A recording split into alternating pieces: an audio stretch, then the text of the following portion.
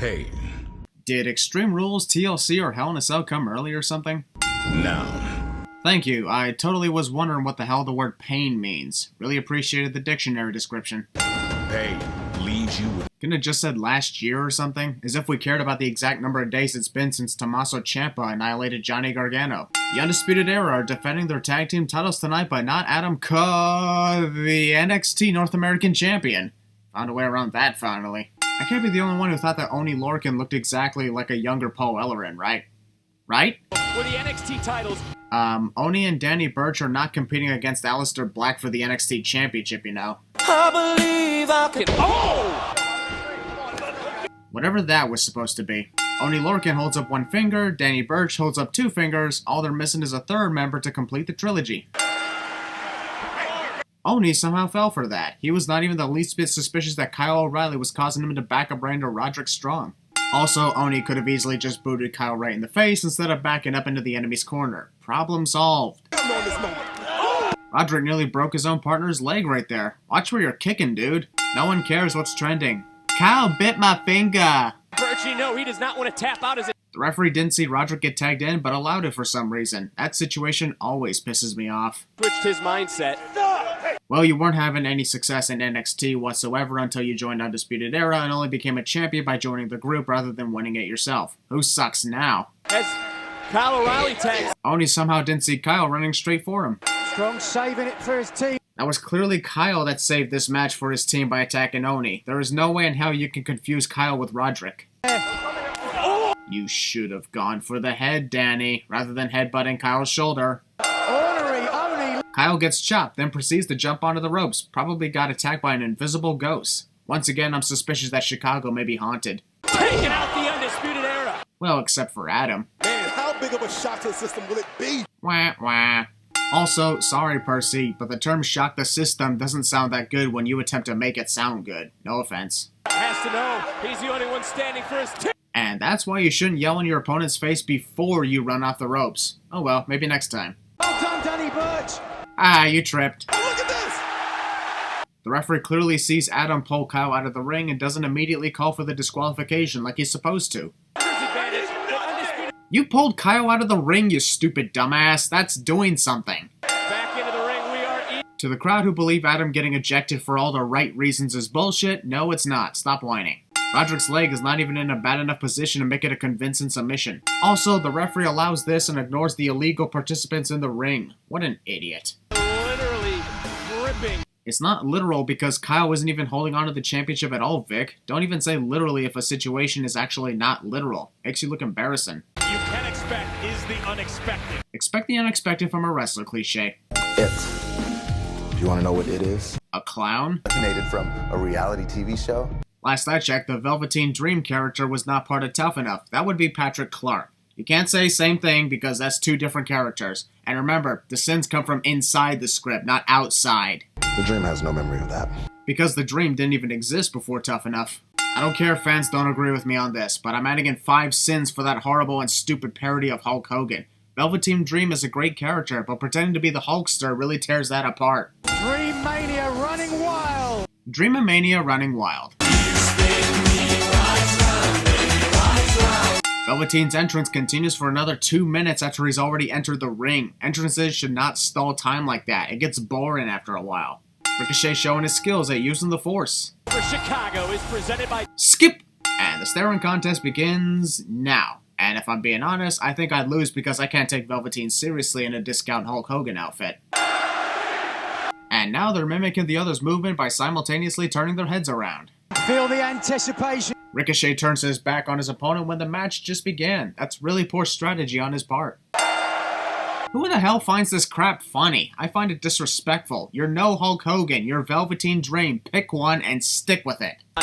very dangerous man. Velveteen's botched Hurricane Rana attempt. Here we go again. Oh, do not touch me. Alright, I'm gonna remove a sin for that hilarious moment. Velveteen yells at the referee not to touch him, which makes the referee tease that he's about to touch Velveteen's pec. Did anyone else notice that? Well, his ego will only get bigger. Ha! Giggity!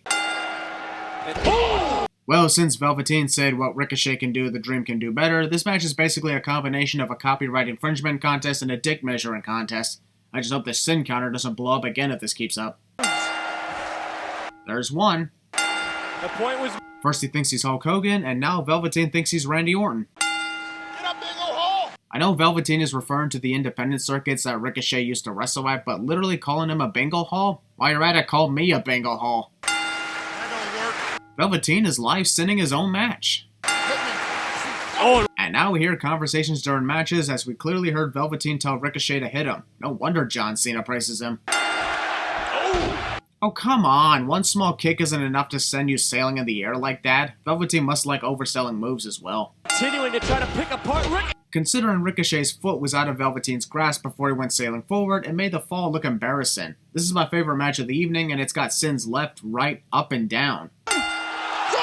Velveteen's arm took quite the hit. Thank God Ricochet missed the rest of him, am I right? Now Ricochet is exactly... Velveteen drunk. For one thing, that 619 hardly even connected with Velveteen whatsoever. Another case where Ricochet barely hits his target at all. And for the other, it looked more like Ricochet hit the 619 on the turnbuckles as though he has something against turnbuckles. Ricochet is most comfortable. Velveteen is a dick to Ricochet's one and onlys. Yep, that's definitely a dead face.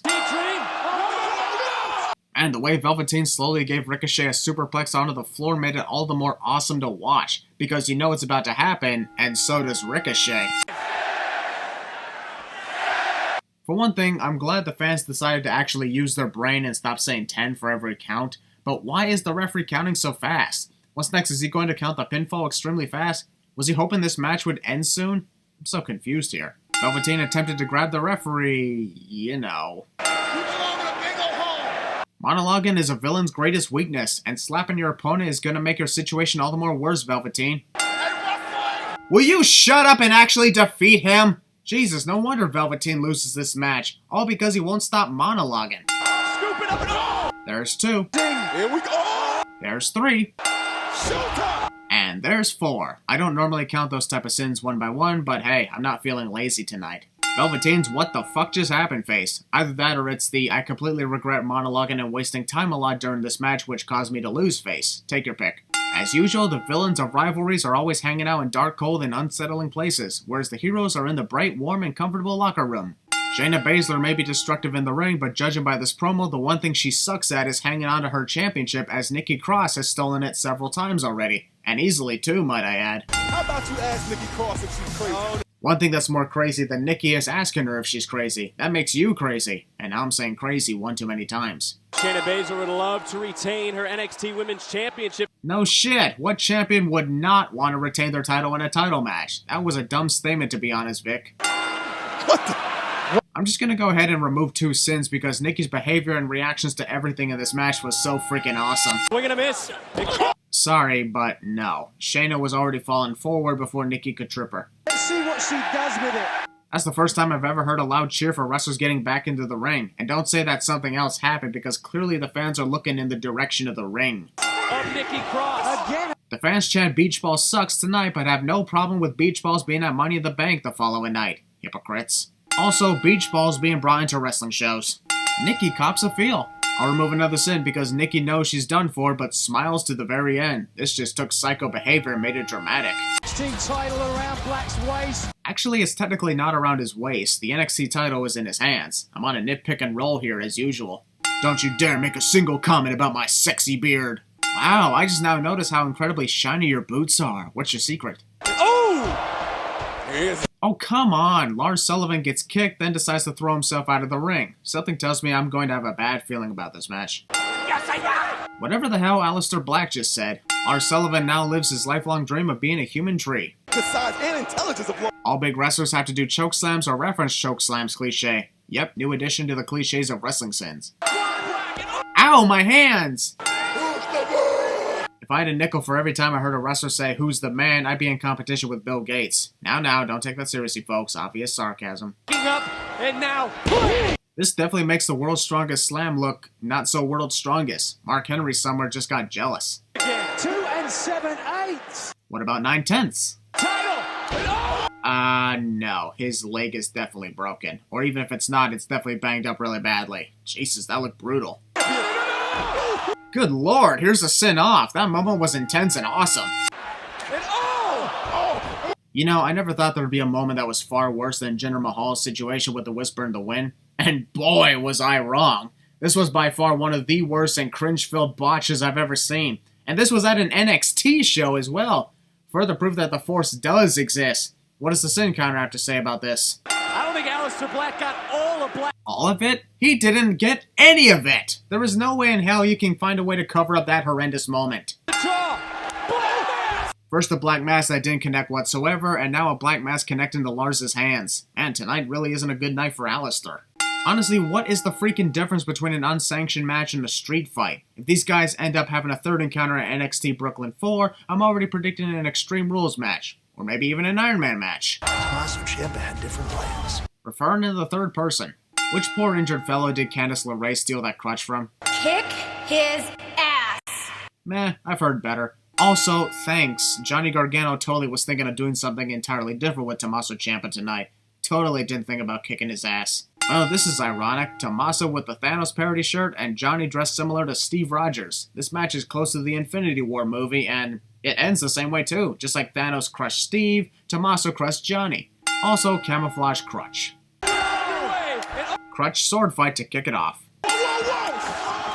Johnny Gargano must hate Nigel McGuinness or something. Dang, what did Nigel ever do to Johnny? Whoever that drunk asshole was shouting, "You're the devil, Ciampa." Jesus, little harsh, don't you think? Obvious Planet fan is obvious. No way in hell security would let slide a stop sign. I've seen how they work. They literally check your signs all over. Everything legal. In case you thought weapons were not allowed in a match labeled as a street fight.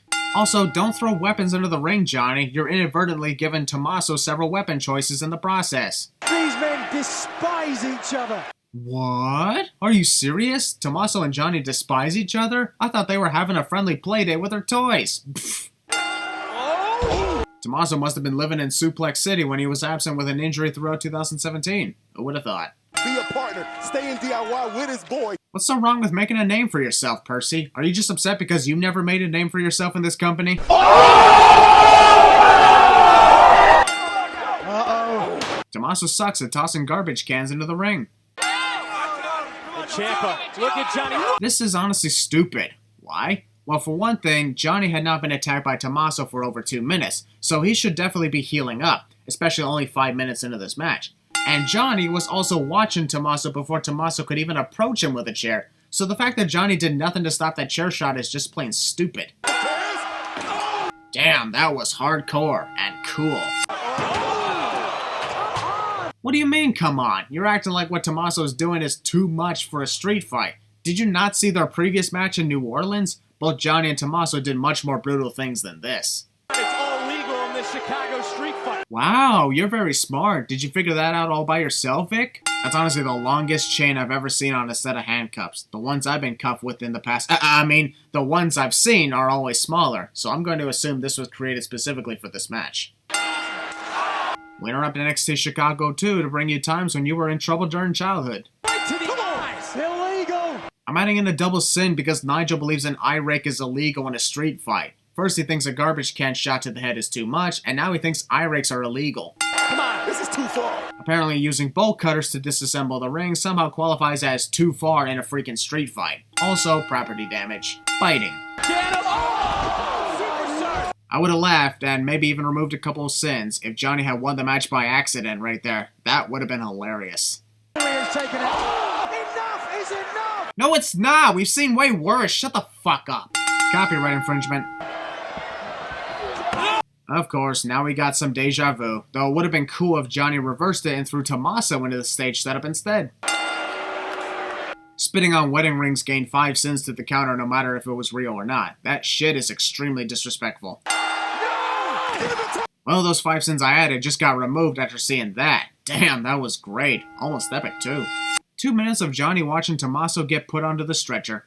I'm honestly with Johnny here. The street fight is still going on and there hasn't been a winner yet. So taking Tommaso out on a stretcher is the wrong thing to do unless this match is over. And last I checked, the referee didn't ring the bell to signal the end.